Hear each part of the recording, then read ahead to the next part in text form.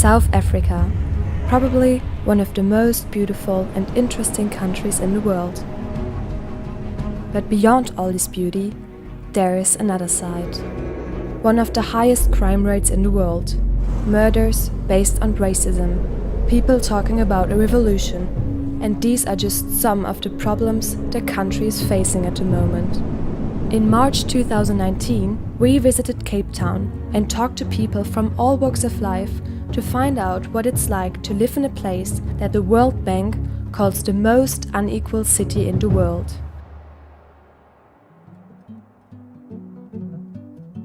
The first person we met was Simba. We actually met him coincidentally in a cafe where he was working. Simba introduced us to his friend Mazikzole. Like Simba, he wants economic justice. Mazikzole told us about Karabo, who is his biggest political opponent at university. She is the youngest member of the Democratic Alliance, which is a liberal party that stands for an open opportunity society for all. During our stay, we had the chance to be hosted by Nick. He works in the IT sector, but was born and raised on a farm. Nick introduced us to his boss Ihsan. He fully experienced apartheid as a colored person. Then we met a couple, Jess and Rob. Both strongly believe in the strength and goodness of the South African people. The next person we met was Patricia. Patricia comes from a family which always actively fought against apartheid. On our very last day, we had the chance to meet Tom. He works and lives in the township called Langa. It's one of the most progressive townships around Cape Town. All those different people gave us a better understanding of the deep, unsettled issues that South Africa faces. And here is how it all started.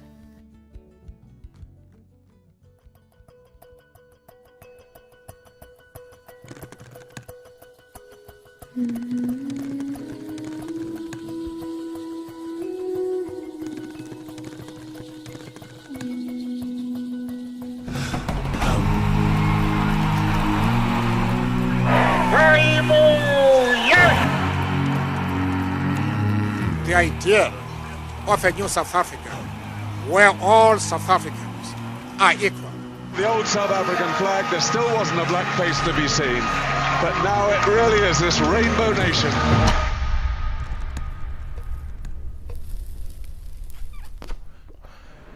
The Rainbow Nation was an attempt to harmonize the differences or the antagonistic relationships that existed, to try and heal the wounds of the past.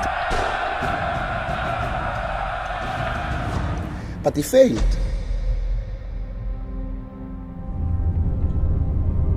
On our way to Cape Town, we saw endless townships. During the apartheid, far away from the city, townships were built for non-whites only. Today, instead of getting less, they are growing constantly all over South Africa.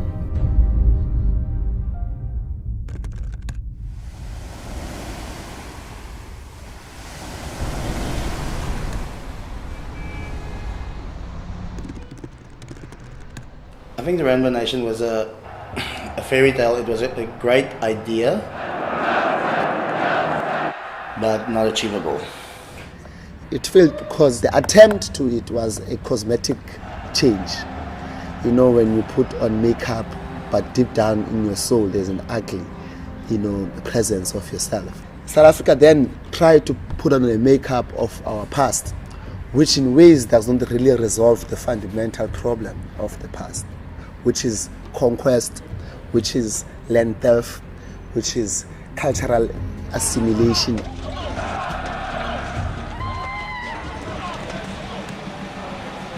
Historically, blacks have always been the subjects. We were subjugated.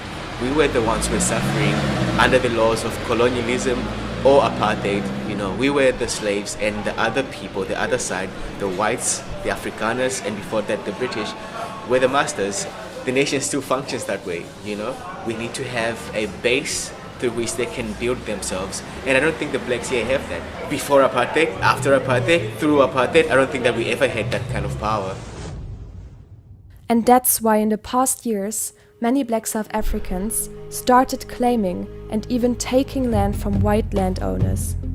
We want our land back, we want our minerals back, because everything else that comes with the land belongs to us. The land question in South Africa is one of the most central questions. I mean, it's the debate of centuries. Where does the land belong to? Who does it belong to? And when do you say, where is the time cut?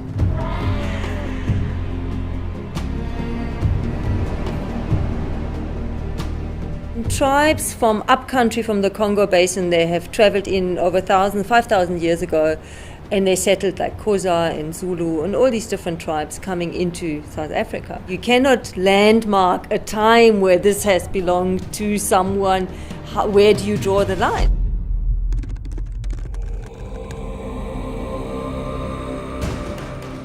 Over 100 years of fighting up until the Africans were defeated by Europeans.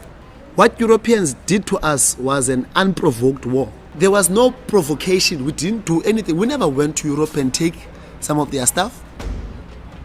Once you take people's land, you take their ability to recreate their own selves. There's an actual need for people to have land because they don't have it. We are so easily controlled because we have no power, we have no property. They just took it. They assumed that it was theirs, right? They have this belief that we took it from them, and we are saying no, we didn't. Territory must be given back to its rightful owners. Everyone claims it's his land. Yeah. Can you say so?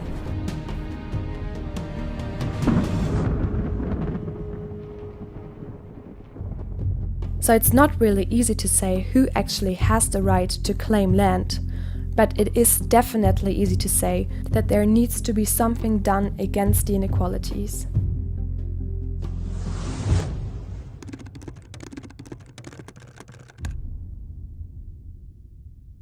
We have had political freedom, we can vote now, we can walk around now, we can drink together, but there wasn't really much of a wealth transfer. Black people control more of the wealth in South Africa than whites. It's a very, very big misconception that white people are richer than black people. It's changed greatly over the last 20 years. There's a very, very big black middle class that is raised in South Africa, and there's a lot of very, very rich black people that made a lot of money out of the whole political transition in South Africa. I think there's 3 million white people left in South Africa. In general, I think they live better lives, which is an advantage that coming from the apartheid years. But it's only 3 million of them, where there's 52 million blacks. We live in two different worlds at the same time. The white world and the black world. There's Europe and there's Africa. When you come towards the city, you see Europe. Big buildings, the streets are clean, people are in jovial mood. When you go to the other side, people are congested into small places, people are dying of disease, blacks are killing each other, over crime and gangs. If you are in a white skin, you get to enjoy the privileges of life. You are living. You are ambitious, you are adventurous, you travel all over the world, make documentaries, tell touching people's stories. If you are black, it's a constant mode of survival. Who lives in town? Who does not live in town? Who is a cleaner? Who is not a cleaner?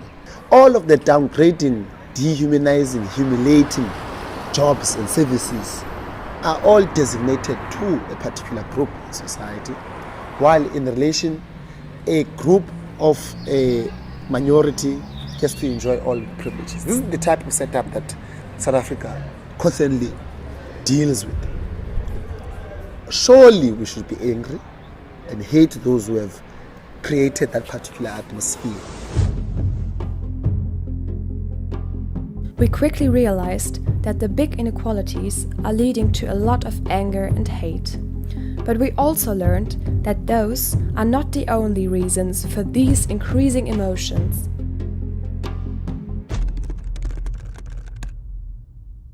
We live in a society where the media and government are constantly pushing propaganda cards that seek to disinform people and not give them the truth. The most propaganda that we have in South Africa is that we are where we are right now because of white people, that we are where we are right now because the apartheid has stripped us naked and we can never re-find ourselves for as long as white people exist in the country, which is the most ridiculous thing that a person could say. There's a lot of people out there that have a blind hatred of white people.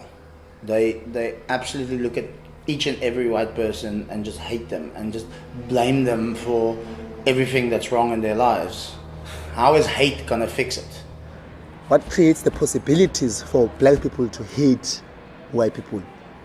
Or what creates the possibilities of white people to be scared of black people?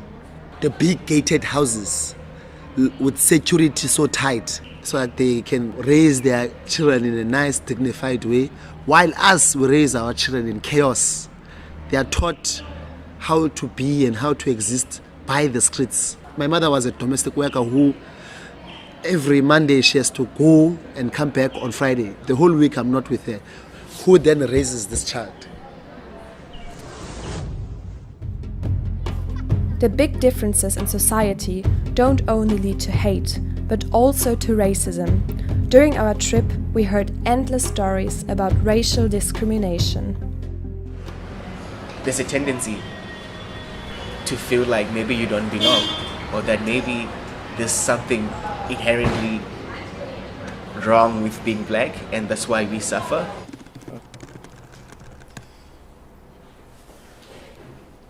There was always racism. It never ever stopped. There will always be racism. There's no hiding that. You have people who walk into job spaces and because they're black, they can't have jobs. In the past, if you were not white, it would be very difficult to get the job. Now when you apply for the job, and a lot of people that I know that have applied for work are told that, well, we're actually looking for black people. Being a colored person, you know, I wasn't white enough during apartheid, and now I'm not black enough in post-apartheid. So we feel that kind of frustration also. I don't know. I wouldn't say we've experienced like harsh racism. I think we'll experience things like someone mistaking me for an Uber driver when we both in the car. Yeah. You know, because all the time. If I'm a black person and there's a white woman, if he's driving, they think he's an Uber driver. I know. Oh, things like when we go out to eat, but you know, and then they'll often bring me the bill, and then they'll give just the bill because I don't know. Maybe the idea is I'm supposed to be bankrolling the relationship. Yeah, because she's white, she probably has more money, and therefore, you know, she will pay for the bill. I firmly believe that a black person, especially in a South African context, can't be racist because racism comes with a certain level of power. And throughout our history, black people have never had any sort of power. I feel black people feel that we are more racist. I had a conversation with a black guy in a coffee shop the other day, and he literally told me to go back to wherever I'm from. And I mean, I am from South Africa. Where do I go back? I start talking to a black person, he immediately puts up a wall. I put up a wall because I don't want to be accused of things, and he feels like I did things, and everybody's just hung up what happened in the past, and we're not talking about the future. I think South Africa is a very long history, and that history is still affecting South Africa now. The fact that, majority of people are still poor and live in the townships, that is the legacy of apartheid. So there's definitely way more work that needs to be done before we can even get to addressing issues of race. So I don't think the problem necessarily is the racial divide. The racial divide is a convenient tool for people to point at because it's convenient for me to say it's because of racism and because of white people that you're where you are right now, instead of actually being frank to say that the state has failed us, the state has been corrupt, the state has been incapacitated, the state has been selfish, and as a result we're where we are.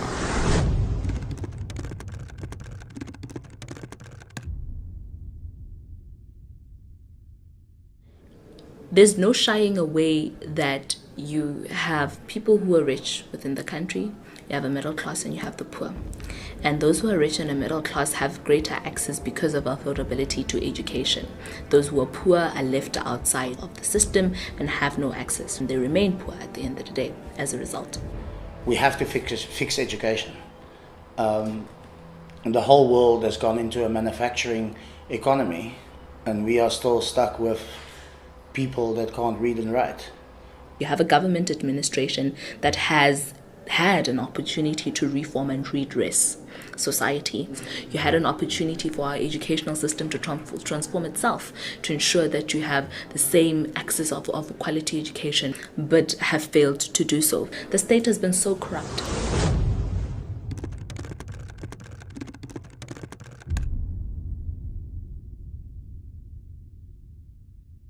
There's just like a backlog of problems that are also very, very pressing and need to be addressed. On the outside, it all looks still great because you see the cars driving, you see we've still got electricity and water, but it's quite questionable for how long. For 5 years, the maintenance on the power plants of electricity hasn't been done. That means if they break apart now, our electricity will be gone in no time. During our time in Cape Town, South Africa cut off electricity on certain lines every day to prevent a national blackout, so everyone always had to check when exactly and for how long the power would go off at their place. And if we can feel it at our level as a middle class, how must it be for the life of the people living in the townships? And this is the majority of South Africans. I think with South Africa where we are, people are quite tired of empty promises, especially when it comes to politics. People never got what they were promised. The fundamentals, the basics of housing and sanitation, jobs, employment. They never really fulfilled those promises. If you're not getting what you need, people feel they need to strike, they need to damage property, they need to be heard, and they need attention. People are demanding things now. They're saying, you are a party and you should deliver to the things that you said you're going to deliver, and we're not going to take anything less than that. And that's what you're seeing today with this generation of the born-frees, people that were born after apartheid. That generation is now a generation of frustrated people. This anger, like deep-seated anger. That's why there's a rise in those fringe political extremist parties, because people are trying to voice out that frustration. And they really desperately needing something to change, and they're even willing to support parties like the EFF to bring that change, and that to me is the worry. And the Economic Freedom Fighters, as a far-left political party, have their own ways to solve the problems. Black people, all of us, we need to unite and amend the constitution so that we can expropriate land without compensation. So the expropriation of land without compensation is the most important call that has come out from black people. So I think it's needed because I know that there are some people who will not give up land and it's not being used, which I think is horrific. I mean, you've worked for your house, you've worked for your car or your whatever. You cannot just take people's things. People of South Africa, where you see a beautiful land, take it, it belongs to you.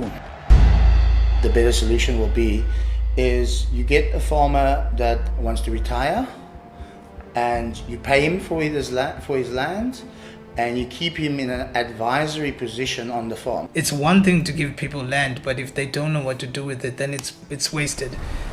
Besides the sharing of land, there should be the sharing of knowledge and skills, because that's the only way you actually get to create a society that can sustain itself.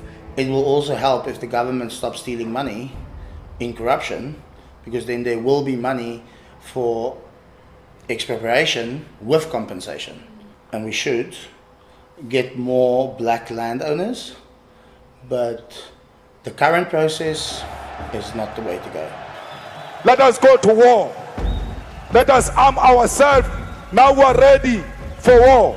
So if they go on a mass expropriation without compensation, The economy will collide. Some people, I'm sure, will flee, but there's a lot of people in South Africa that will put up a fight.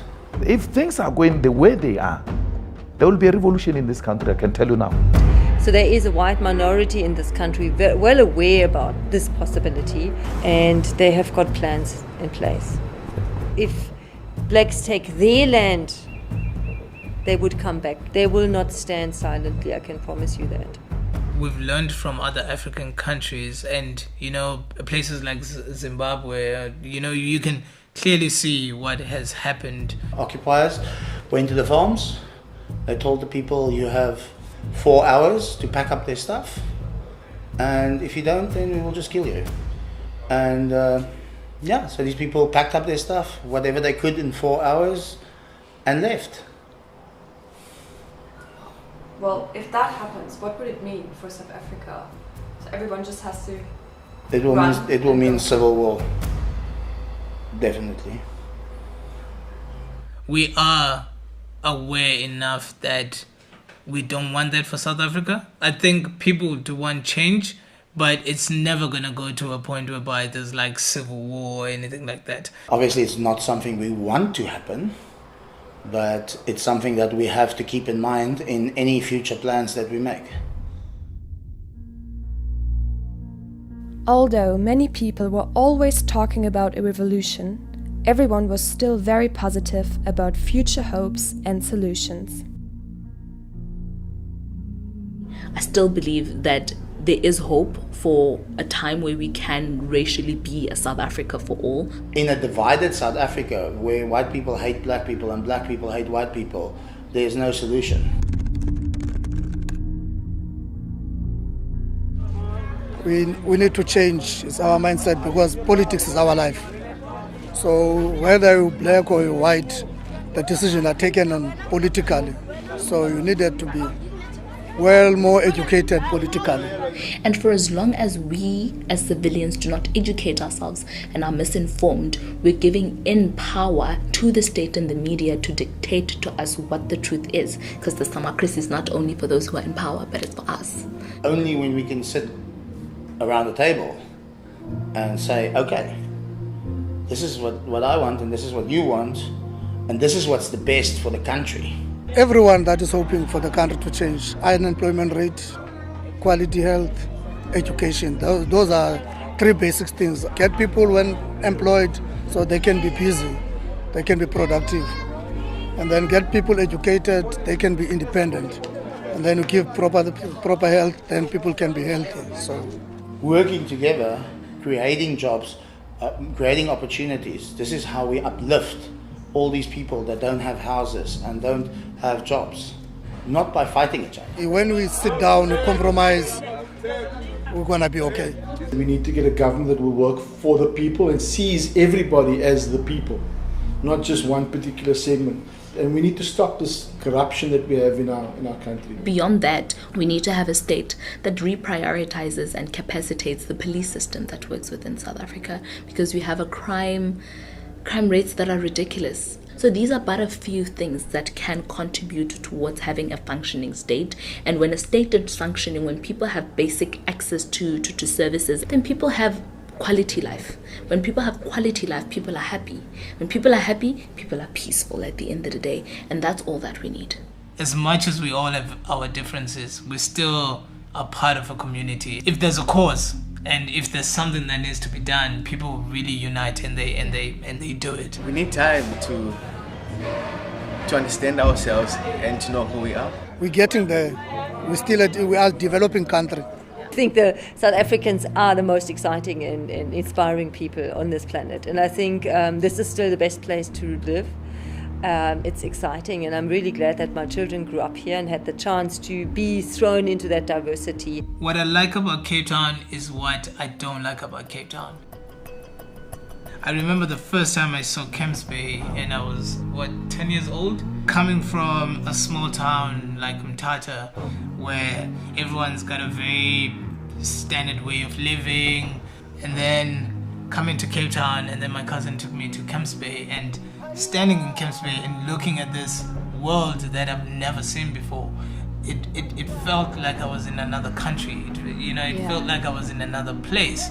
And I kind of felt two things while I was standing there. This 10-year-old boy watching Kemps Bay. There was this sense of the world is so much more bigger, and if you really work hard enough, you can get access to that. But there was also this like very deep sadness of, why am I growing up in a place that is so different from this? Like, why do I have to come up from a world where people are struggling, yet there's a world where people are just freaking chilling, sitting in balconies, enjoying the sun with the beach right next to them? It gives you that sense of aspiration and knowing that the world can offer way more, but at the same time it depresses me a little bit, because it's like it makes it so clear the divide between those who have and those who don't.